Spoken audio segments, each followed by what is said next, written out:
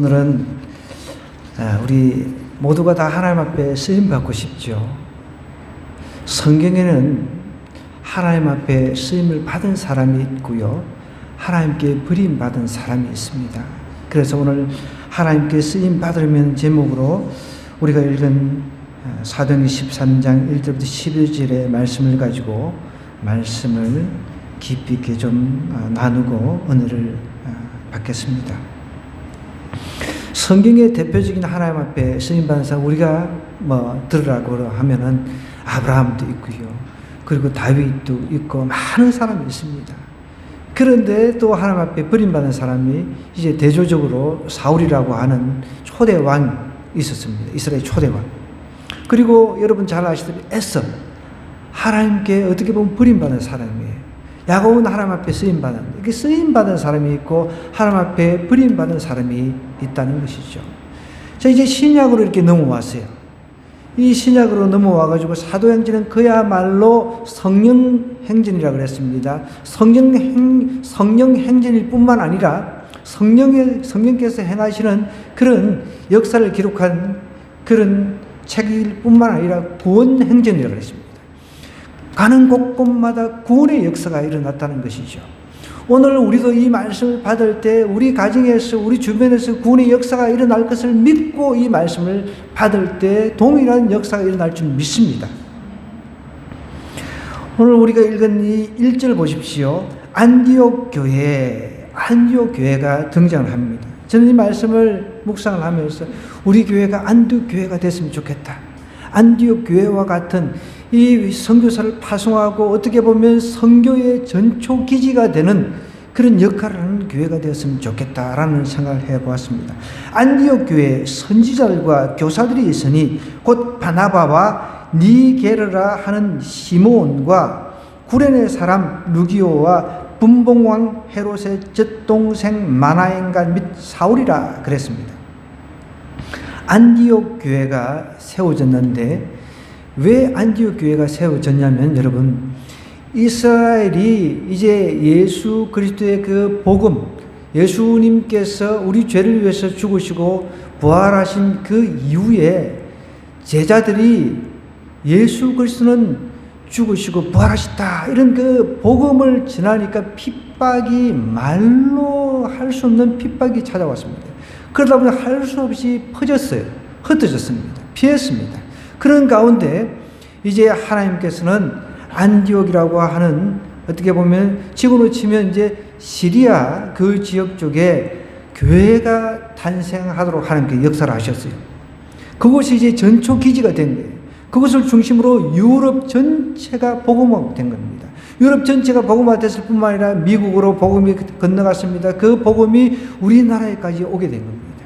그래서 저와 여러분들이 이 복음을 듣고 예수를 믿게 되어서 구원의 소망을 가지고, 천국의 소망을 가지고 살아갈 수가 있다는 것입니다. 이렇게 된 것이 다 하나님의 섭리하심과 계획 안에 있다는 것이죠. 자, 그러면 하나님께 우리가 쓰임 받기 위해서는 우리가 어떻게 해야 되는지 한번 쭉 살펴보는데, 먼저 여기 보면 여러 인물들이 등장을 하죠. 안디옥 교회는 선지자들이 있었습니다. 교사들이 있었습니다. 선지자들이라고 하면 하나님께서 앞으로 어떤 일을 행하실 것인가를 미리 계시를 받아서 말을 해주는 사람을 말합니다. 교사들은 성경을 가르치는 사람들이죠. 그 중에 바나바가 있었습니다. 바나바는 위로하고 건의하는 자라 그랬습니다. 그래서 자기 그 밭도 팔아가지고 사도들 앞에 내놓은 사람입니다. 그 중에 이제 니게르라고 하는 이 사람은 이제 이 원어로 보면 이제 어떻게 보면 블랙, 그러니까 흑인이라고 할 수가 있습니다. 니게르라고 하는 시몬인데, 많은 학자들은 예수 그리스도께서 십자가를 이제 지고 가실 때 대신 구레네 시몬이라고 하는 사람을 대신 지게 하셨잖아요. 이 사람을 아마 이 니게르라고 하는 시몬이라고 추정을 합니다. 맞을 수도 있고 안 맞을 수도 있는데 학자들은 이렇게 추정을 한다는 거예요. 그러니까 예수님의 십자가를 대신 져가지고 안디옥 교회에서 아주 중요한 인물이 됐다라고 볼 수 있는 것이죠. 만약에 그 추정이 이 인물이라고 한다면, 그러니까 여러분, 우리 억지로 진 십자가를 잘못 졌다. 아이, 내가 이거 오늘 재수 더럽게 없네. 오늘 왜 나한테 이런 일이 일어났지? 이런 생각을 할 것이 아니라, 나한테 이상한 일이 닥친다 할지라도 그것을 기쁨으로 내가 짊어지게 되면 그것을 통해서 하나님께서 어떤 일을 이루게 하실지 모른다는 것이죠.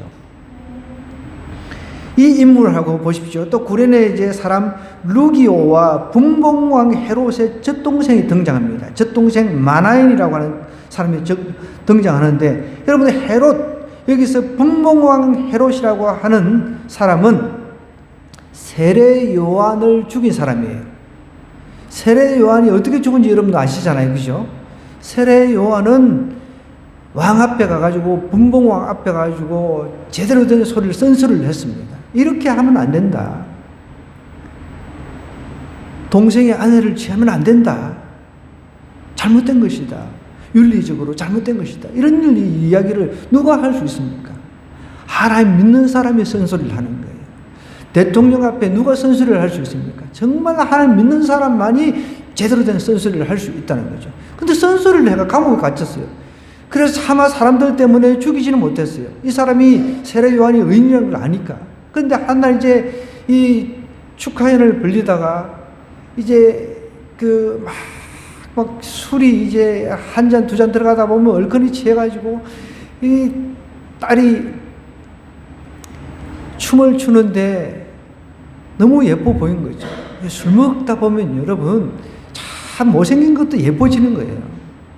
그런 가운데 이 손이 뭐냐 하는데, 이 손이 세례요한 목을 가져오는 게 손이라고 하니까 이게 기가 찬 일이 아닙니까?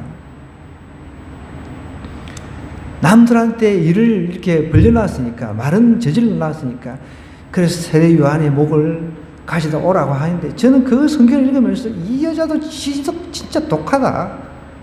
이 딸도 독하고, 그 왕의, 분봉왕 헤롯 왕의 아내가 이제 된 그 여자도 지독하고, 다 지독하다. 여러분, 쟁반에 목을 이렇게 베가지고 쟁반에 담아간다고 생각해 보세요. 이게, 여러분, 밥맛 떨어지지 않겠습니까? 이게 한 달이고 두 달이고 밥맛 떨어져서 밥을 못 먹을 것 같은데, 그것을 쟁반에 들고 갔다고 성경은 기록하고 있다는 거예요. 그 헤롯하고 같이 이제 젖을 먹고 같이 성장한 마나엔이라고 하는 사람은 오히려 안디옥 교회에서 또 중요한 교사의 그런 직분을 행하고 있었다는 것이죠. 아마 이 젖동생이라고 하는 마나엔은 자기 엄마가 이 헤롯 왕의 유모로 있었던 것 같아요. 그 유모로 있었으니까, 유모니까 이제 헤롯도 키우고 젖으로 키우고 또 자기 아들인 이 마나엔도 같이 동시에 왕궁에서 키웠을 가능성이 있습니다. 한 사람은 의인을 죽이는데 아주 열을 냈습니다. 열과 성을 다해서 의인을 죽이는데 일평생을 바쳤습니다. 그런데 한 사람은, 같이 자란 마나엔이라고 하는 사람은 어떻게 해요? 안디옥에서 아주 중요한 위치에 있었다는 것입니다. 그래서 이 인물들이 쭉 등장을 합니다. 그래서 이 인물들이 어떻게 했냐면, 2절에 보니까 오늘 하나님께 쓰임 받기 위해서 우리가 제일 먼저 생각해야 될 게 나옵니다. 주를 섬겨 금식할 때 성령이 이르시되 내가 불러 시키는 일을 위하여 바나바와 사울을 따로 세우라 하셨습니다. 여러분, 하나님 앞에 쓰임 받기 위해서는 우리가 하나님 앞에 헌신을 할 때 하나님 앞에 쓰임 받습니다. 하나님 앞에 여러분 헌신되지 않는 사람들은 쓰임 받을 수가 없습니다. 이 섬겨라고 하는 표현이 나오잖아요. 섬겨라고 하는 말은 결국 헌신이라는 뜻입니다. 우리가 대제사장이라든지 제사장들이 구약시대 때 하나님을 섬길 때 어떻게 했습니까? 1년에 1차씩 하나님의 그 성전에 들어가가지고 하나님의 음성을 듣고 백성들이 전달하는 일을 했습니다. 아무나 들어갈 수가 없었어요. 거기 들어가려면은 몸을 이제 정말 정죄하고 목욕 제기하고 정말 두렵고 떨리는 마음으로 하나님을 만나러 들어갔단 말이에요. 제사장들도 마찬가지입니다. 떡을 물리거나 그 안에서 청소하거나 그 안에서 번제를 이제 번제라고 하는 제사, 여러 가지 제사, 이 모든 것을 통해 가지고 하나님을 섬기는 일을 했습니다. 섬긴다는 것은 바로 그런 일이에요. 그러니까 헌신이라고 하는 것은 정말 나는 간데 없고 오직 하나님만을 위해서 어떤 일을 하는 거예요. 그렇게 섬기면서 금식할 때 성령께서 이야기를 하신다는 거예요. 여러분 가만히 있는데 내가 아무것도 하나님을 위해서 헌신하고 섬기지 않는데 하나님께서 음성을 들려주실 일이 별로 없어요. 그걸 아셔야 돼요. 사울이 바울이 된 것은 하나님께서 창세전부터 택해서 아주 특이한 케이스죠. 특별한 하나님의 은총입니다. 그럼 우리가 일반적인 그런 측면에서 이야기를 하는 겁니다. 일반적인 측면에서 우리가 믿는데, 하나님을 믿는데 나는 아무것도 하나님 앞에 하는 게 없어요. 섬기는 게 없습니다. 하나님 앞에 헌신하는 게 없습니다. 그런 가운데서 성령께서 야 너는 아무것도 하는 것도 없으니까 내가 너에게 네 삶을 인도해 줄게. 너의 삶을 성공으로 인도해 줄게. 절대 그런 일은 거의 극히 드물다는 거죠. 예외적으로 하나님께서는 사울을 바울로 만드셨는데 잘 보십시오. 지난주도 이야기를 했지만 사울이 바울이 되기 전 어떤 특정한 열심이 있었습니다. 이 사람도 하나님을 나름대로 섬기는 열심이 특심이었어요. 사울이 바울 되기 전에 그 사람도 열심히 특심이었다는 거예요. 물론 잘못된 신념을 가지고 믿었지만, 내가 믿는 것이 옳다라고 생각했지만, 오신 예수님, 이미 구약에서 예언되어진 그 메시아에 대해서 알고는 있었지만 그분이 예수님이라는 사실은 까맣게 몰랐단 말이에요. 그래서 자기가 옳다라고 생각한 것에 대해서 예수님 믿는 사람, 이미 예수님이 오셔가지고 우리 죄를 위해서 죽으시고 3일 만에 부활하시고 성전하신 것을 이 사람은 믿지 않았지만 다른 사람은 다 믿었는데 자기는 아니다. 그 사람은 메시아일 수가 없다. 그냥 그렇게 갑작스럽게 그냥 와가지고 막 힘없이 이렇게 죽을 일은 없다라고 생각한 거죠.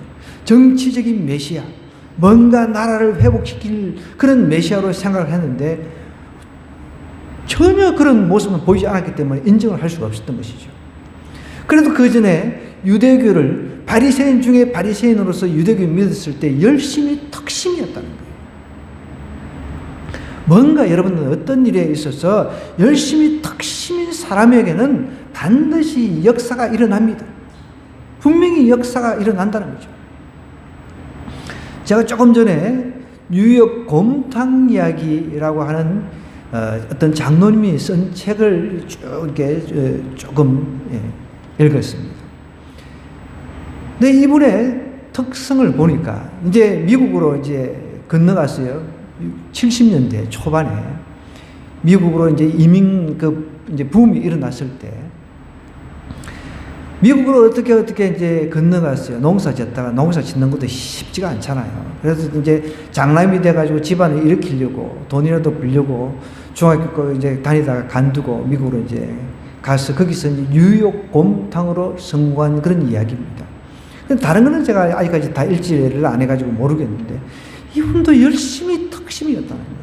어떻게 이제 가가지고 잘못하면 비자가 이제 만기가 연장이 안 되면 한국 추방이 돼야 되는데 한국 식당에 지적을 해가지고 그 식당에서 여러분 식당에 들어가 보면 제일 처음에 하는 게 이제 설거지 하는 거잖아요. 설거지만 해가지고는 돈을 많이 못 버니까 그리고 이제 주인이 보니까 주방장한테 굽신하면서 막 이런 모습을 보니까 주방장이 건세가 대단하다는 것을 이제 느낀 거죠. 월급 차이도 상당히 많이 나고 그런 가운데 열심히 청소를 하고 주야 밤낮으로 정말 열심히 이 사람도 특심이었던 거예요. 예수님 믿지 않았지만 나중에 이제 예수님을 열심히 믿는 여자 이렇게 선을 봐가지고 이제 결혼을 한 이야기는 이제 나중에 이제 이야기가 이제 이어지는데 제가 읽은 내용은 이제 거기까지인데 다른 건 몰라도 이분이 그 곰탕을 이제 제조하는 곰탕을 만드는 기술을 배우기 위해 가지고 안 가르쳐 주니까 주방장은 잘 안 가르쳐 주잖아요. 우리 중국 영화 보면은 진짜 뭘 하나 배우려고 해도 안 가르쳐 주니까, 스승이 안 가르쳐 주니까 어떻게 해가지고 막 배우려고 그냥 어떤 사람은 집 같은 거를 이렇게 다 만들어가 몰래 숨어가지고 스승이 이제 무술 연마하는 그걸 이제 몰래 숨어가지고 하나하나 이제 배워가지고 적어가지고 그렇게 해가지고 막 성공하는 거. 나중에 들통 나가지고 이제 혼나고 나서 이제 제자로 받아들여져가지고 이제 무술로서 이제 크게 성공하는 그런 영화, 그런 거 많이 안 보셨나요? 저는 이제 중국 무술을 좋아해가지고 많이 봤는데, 어쨌든 이분이 곰탕 집에서 안 가르쳐 주니까 주방장이 나중에 설거지를 하면서 아이디어가 생겨가지고 거울을 이렇게 이제 딱 하나 놔놓고 이제 봤대요. 거울을 놔놓고 보니까 이 주방장이 이제 만들면서 재료를 얼마나 넣고 이렇게 하는 게 이제 대충 보이잖아요. 근데 하필이면 한날 이 주방장이 주인하고 이제 주인 사장하고 인권 문제 때문에 이제 갈등이 생겨가지고 그냥 안 나와버린 거예요. 황당한 거죠. 식당 일을 하다 보면 이제 식당 운영하시는 분들 중에 이제 이런 일들이 종종 있다고 그래요. 저도 저희 우리 처남한테서 이제 이런 일들 많이 이제 들어봤는데, 갑작스럽게 이 주방장이 열받아가지고 돈 때문에 인권 문제 때문에 안 나오는 거죠. 그럼 어떻게? 근데 이제 이분이 자기가 거울로 봤던 재료 넣는 거 대충 본 게 있잖아요. 그거 가지고 자기가 한번 해보겠다고 해가지고 했는데, 주방장이 만든 거하고 큰 차이가 없이 급하게 그렇게 이제 만들어내가지고 했는데 그렇게 한 거예요. 그러면서 이제 나중에 성공한 그런 이야기, 거기까지만 제가 읽었어요.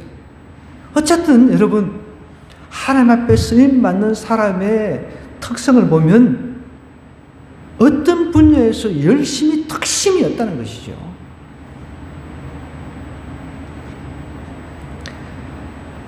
주님을 섬겨 금식할 때 여러분, 이 사람들이 주님을, 그러니까 대제사장이라든지 제사장들이 주님을 섬기듯이 그렇게 섬겼을 뿐만 아니라, 두렵고 떨리는 마음으로 섬겼을 뿐만 아니라 금식을 했다고 그랬습니다. 여러분, 금식하기 쉽지가 않잖아요. 우리 아이들 한 끼만 금식해도 죽으려고 그래요. 금식하는 거 쉽지 않습니다. 여러분들, 하나님의 음성을 듣기 위한 금식이라고 하면 저는 흔쾌히 예스 하라고 이야기를 합니다.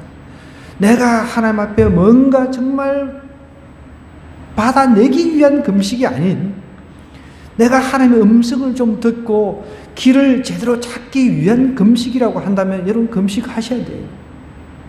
저는 5년 넘게 아침 금식을 하고 있습니다.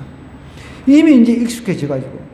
그래서 집사람도 가끔씩 별거 아니나 사타가도 어떤 때는 여러분, 아침 한 끼 금식하는 것도 쉬운 게 아닙니다. 저도 꿈이 있습니다. 하나님, 저 금식 빨리 풀고 싶어요.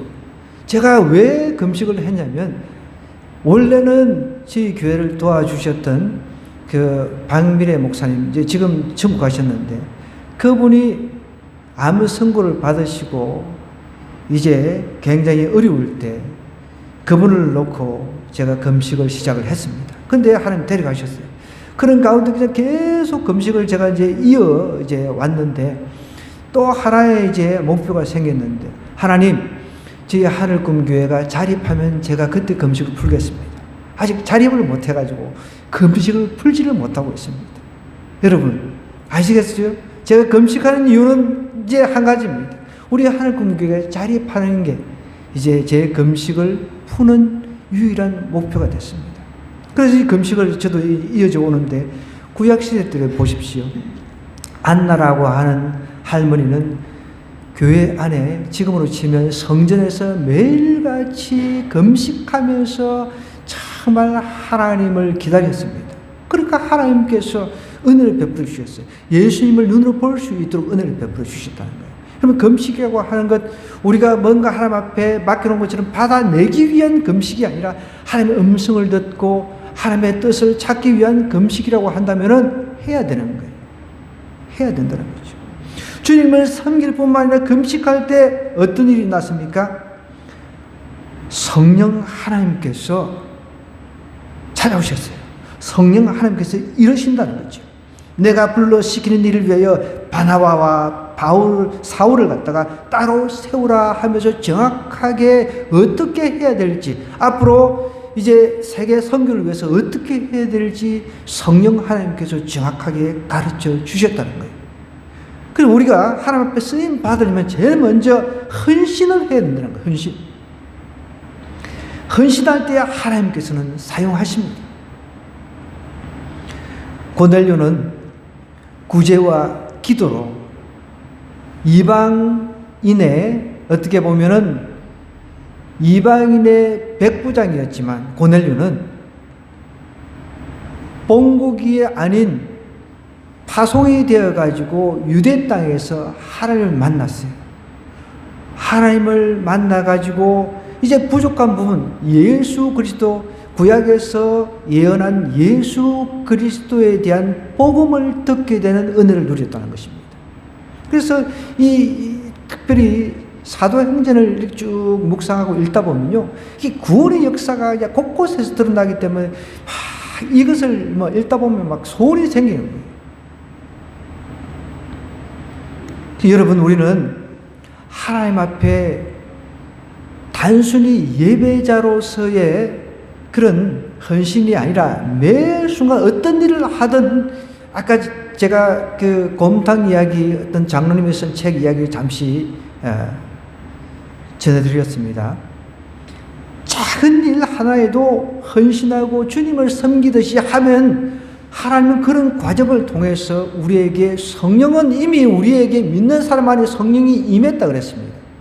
성령 하나님 가르쳐 주신다는 거예요. 그러면 성령의 인도함을 받고 지시함을 받아서 따라가면 인생이 쉬워지는 거예요. 저는 5년의 긴 세월을 우리 노집사님하고 대리를 했어요. 대리운전을 했어요.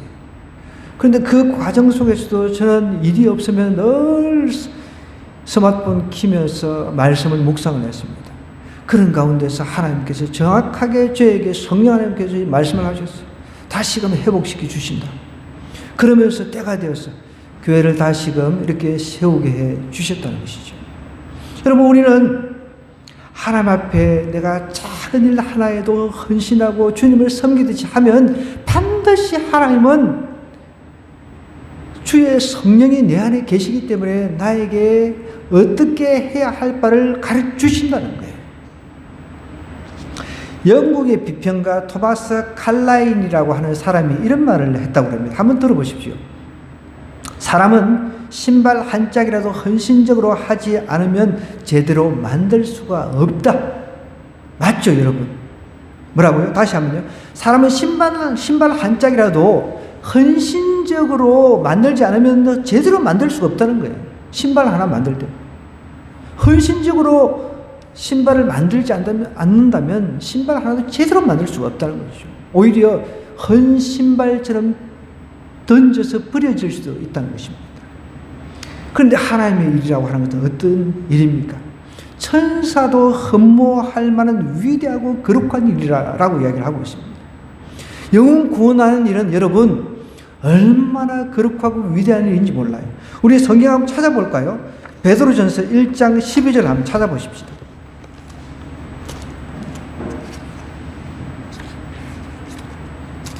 베드로전서 1장 12절.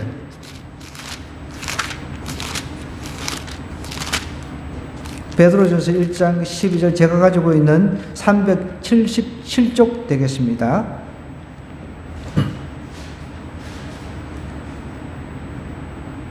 찾았나요? 네. 같이 한번 읽어볼까요? 시작. 이 섬긴 바가 자기를 위한 것이 아니요 너희를 위한 것임이 계시로 알게 되신, 이것은 하늘로부터 보내신 성령을 힘입어 복음을 전하는 자들로 이제 너희에게 알린 것이요 천사들도 살펴보기를 원하는 것이냐? 천사들도 살펴보기. 여러분, 우리가 복음 전하는 것은 제가 지난주에도 말씀드렸지만 이게 천사가 복음 전하는 게 아니에요. 우리 인간에게 맡겨주신 천사가 흠모할 그런 수준의 일이라는 것이에요. 그러니까 이 일, 전 세계에 복음을 전하는 이 일 앞에 하나님께서는 안디옥 교회 성도들을 사용하시는데, 이 안디옥 교회 성도들이 제일 먼저 하는 것이 주님을 섬기면서 금식할 때 성령 하나님께서 말씀을 하셨다 그랬습니다. 여러분, 우리 성령 하나님의 음성을 들으면 우리 성공할 수 있는 거예요. 어떤 분야든지 하나님의 음성을 듣는 훈련을 해야 된다. 물론 우리가 하나님의 음성을 듣는 데 있어서 늘 확인하고 또 확인하고 이게 하나님의 음성인지 사단의 음성인지 구별하는 일은 조심해야 될 필요는 있습니다. 성경대로 이게 정말 하나님의 말씀대로 하나님의 말씀에서 이루어진 것인지. 주를 섬겨야지 금식할 때 성령이 이르시되 내가 불러 시키는 일을 위하여 바나바와 사울을 따로 세우라 하니까, 이때부터 여러분, 이제 베드로가 그 전까지는 주축이 되었어요. 그런데 이때부터는 하나님의 음성을 듣고 움직이는, 이때부터는 바울이 주축이 되어서 선교사로서의 이제 바울의 사역이 이제 다 기록이 되어 있습니다. 사절로 이렇게 쭉 내려가 보면 두 사람이 성령의 보내심을 받았다 그랬습니다.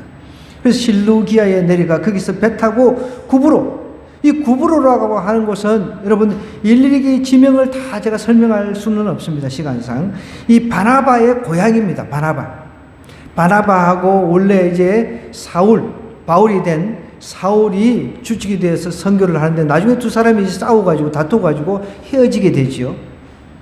근데 이 구브로라고 하는 것은 바나바의 고향입니다. 고향에 가서 살라미에 이르러, 살라미라고 하는 도시가 있겠죠. 하나님의 말씀을 유대인의 여러 해당에서 전할 때 요한을 수행원으로 두었더라 그랬습니다. 이 요한이라고 하는 것은 마가 복음을 쓴 마가 요한을 말합니다. 그러니까 하나님께 쓰임 받기 위해서 헌신할 때 하나님께서 사용을 하신다고 그랬습니다. 그러면 헌신하는 사람은 하나님께서 반드시 성령으로 이끌어 주신다는 거예요. 이 원리를 기억해야 돼요. 반드시 하나님 앞에 헌신하는 사람, 하나님께서 성령으로 이끌어 주신다는 것입니다. 성령께서는 우리의 세세한 부분까지 간섭하시고 지시하신다는 거예요. 그래서 여러분은 사업이든 어떤 영역, 직장 생활이든 어떤 영역이든 성령의 음성에 귀를 기울이는 저 여러분 되기를 원합니다. 그게 방법이라는 거예요. 어떤 부분에서 탈출하기 위해서요, 정말 여러분 경제적인 분야에서 어려운 부분에서 내가 탈출하기 위해서도 동일하게 적용을 해야 돼요. 성령의 음성에 민감해야 된다. 사단의 음성이 아닌, 내 내적인 음성이 아닌 성령께서 주시는 음성에 귀를 기울여야 된다는 거예요. 주님을 섬겨서 금식할 때 헌신하는 사람은 반드시 성령 하나님께 이끌어 주십니다. 성령께서는 우리가 어디로 가야 하는지, 어떤 결단을 내야 하는지 세세하게 간섭하시고 지시하신다는 거예요. 성령님의 지시에 잘 순종하는 사람이 인생에서 성공하는 것입니다. 자, 그러면 성령을 쫓아 행하라라고 갈라디아서에서는 이야기를 하는데, 성령을 쫓아 행하지 않으면 이거는 내가 안 하면 되잖아요. 그것만 안 하면, 성령을 쫓아 행하지 않는 삶, 그것만 내가 구분을 할 줄 안다면 내 인생의 성공 보장된 거랑 마찬가지입니다. 그러면 다시 우리 성경을 하나 찾아보십시다. 갈라디아서 5장 16절부터 26절의 말씀입니다.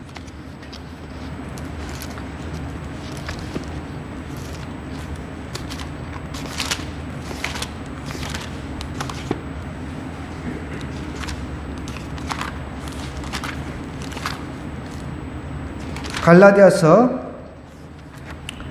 5장 16에서 26절까지 15절부터 한번 쭉 보겠습니다. 제가 가지고 있는 신약 315쪽 되겠습니다.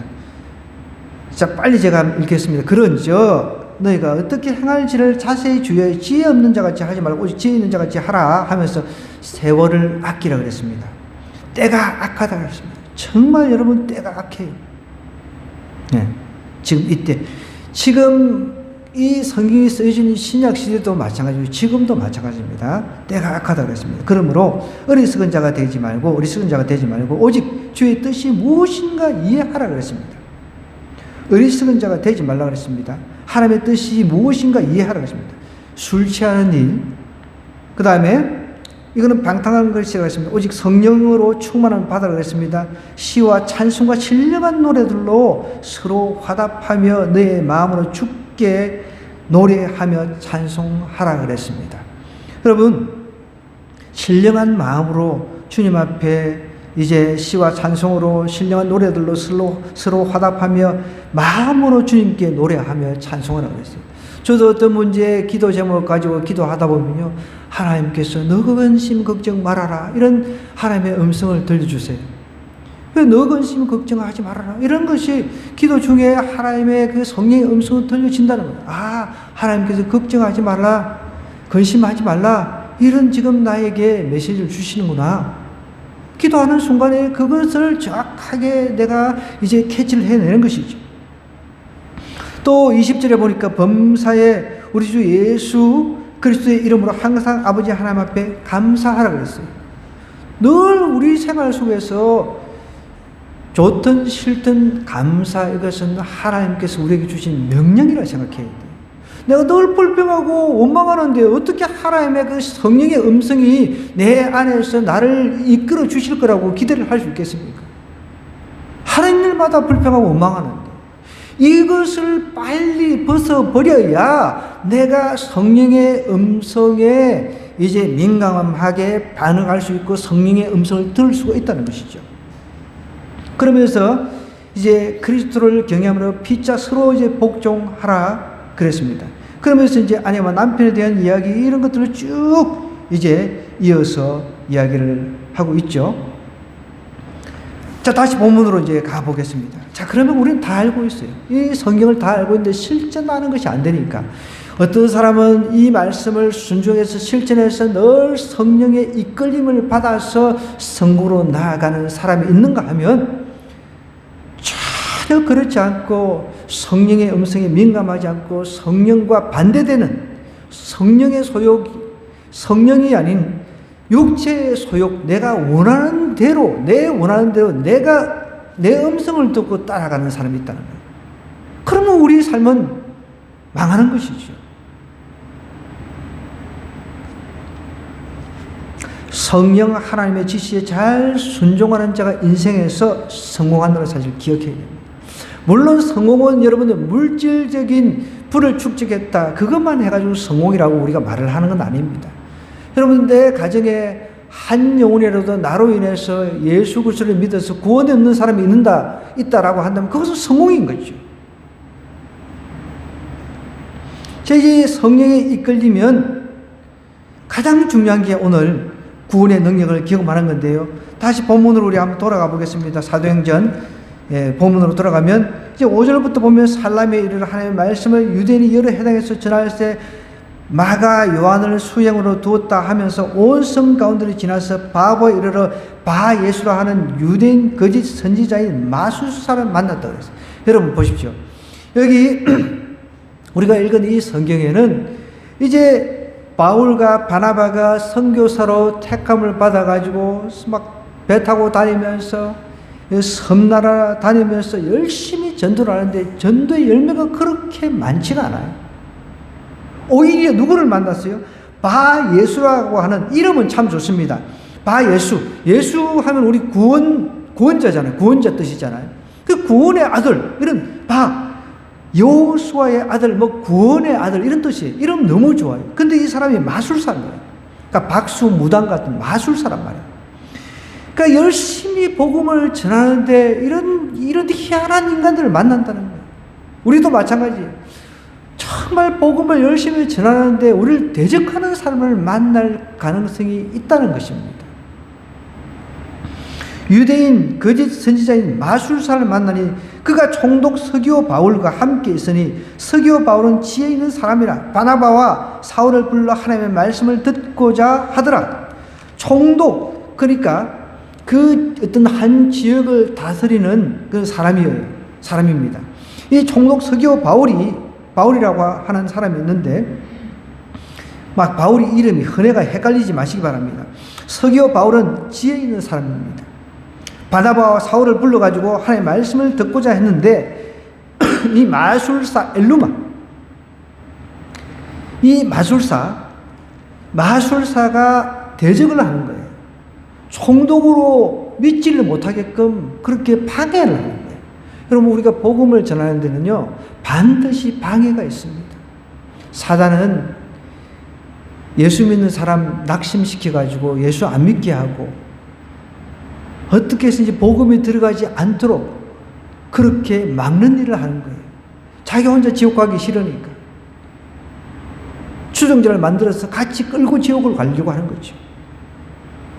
그래서 이제 이 상황을 바울이라고 하는 사울이 성령이 충만해가지고, 원래 이 바울이라고 하는 뜻은요, 스몰이라는 뜻이에요. 작은.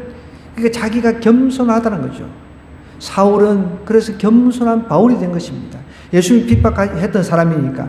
이 사울이 성령이 충만해서 이 마술사 엘루마를 딱 이렇게 보니까, 이 엘루마라고 하는 사람이 아까 그 바예수라고 하는 사람이에요. 이 사람이 보니까 딱 주목해서 본 겁니다. 이르되 모든 거짓과 악행이 가득한 자요, 마귀의 자식이요, 모든 의의 원수여, 주의 바른 길을 굽게 하기를 거치지 아니하겠느냐. 딱 그렇게 이야기를 한 거예요. 보라, 이제 주의 손이 내 위에 있으니 내가 맹인이 되어 얼마 동안 해를 보지 못하리라 하니, 즉시 안개와 어둠이 그를 덮어 인도할 사람을 두루 구하는지라. 이것을 보고 총독이 그렇게 된 것을 보고 믿으며 주의 가르치심을 놀랍게 여겼다 그랬습니다. 여러분, 여기서 우리가 한 가지 짚고 넘어가야 될 것은요, 하나님의 그 복음이 증거되는 것을 방해하는 사람은 반드시 하나님께서 대적하신다는 거예요. 그걸 아십니다. 우리는 대적자 편에 서면 안 됩니다. 하나님께서 사도 바울을 통해서 한순간 이 엘루마, 바예수라고 하는 이 사랑을 눈을 멀게 해버리는 거예요.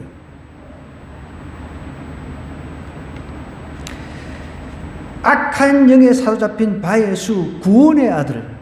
이름은 너무 멋들어지는데, 악한 영에 사로잡혀가지고 예수 그리스도의 복음이 증거되지 못하도록 방해를 하는 거예요.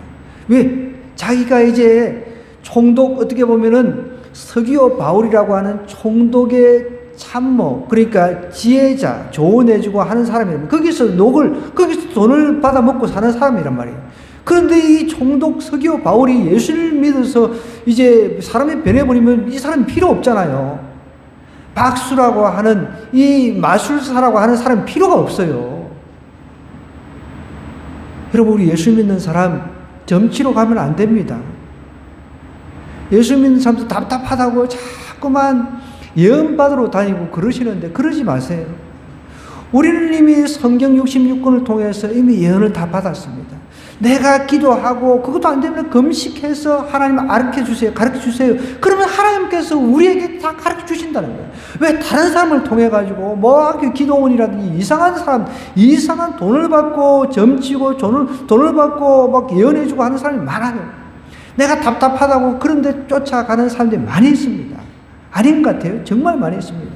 제가 듣기로는 강남에 집사, 권사들이 점치러 많이 온대요.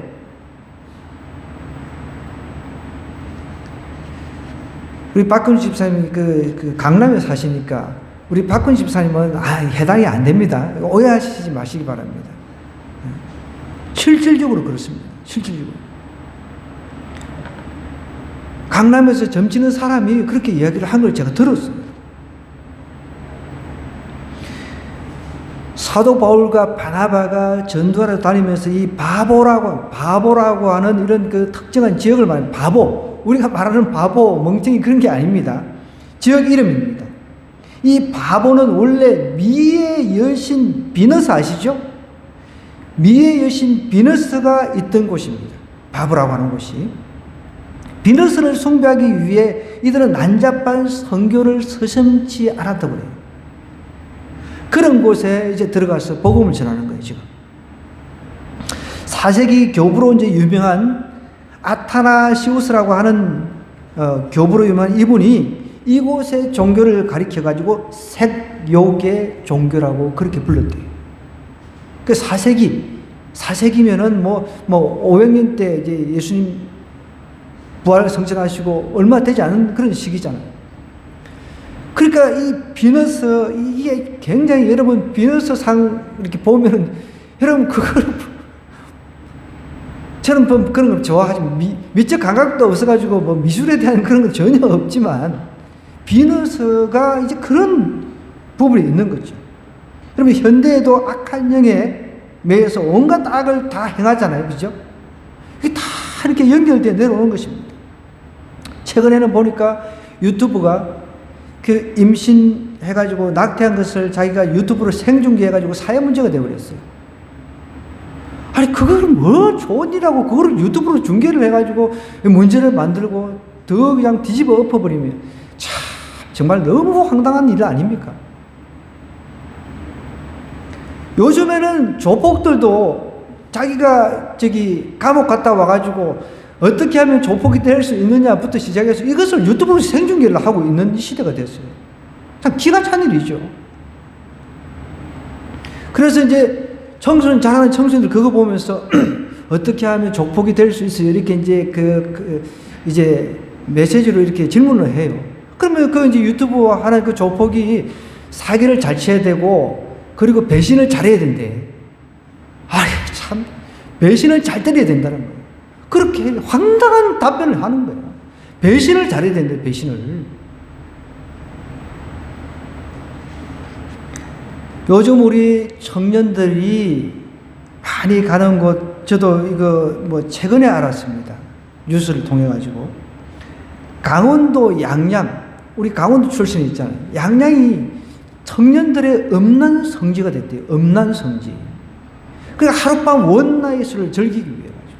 여러분, 우리 예수 믿는 사람이 정말 그런데 빠지지 말아야 되겠지만, 우리 예수 믿는 사람들도 세상이 좋아요 하면서 나가서 그냥 하나님 떠나버리고 그냥 세상으로 나가는 사람들이 많이 있잖아요. 그 우리 어렸을 때부터 믿음 안에 신앙교육 하면서 시집가고 장가가기 전까지 하나님의 성전 몸을 잘 간수하도록 가르치는 거, 이거 얼마나 중요한지 몰라요.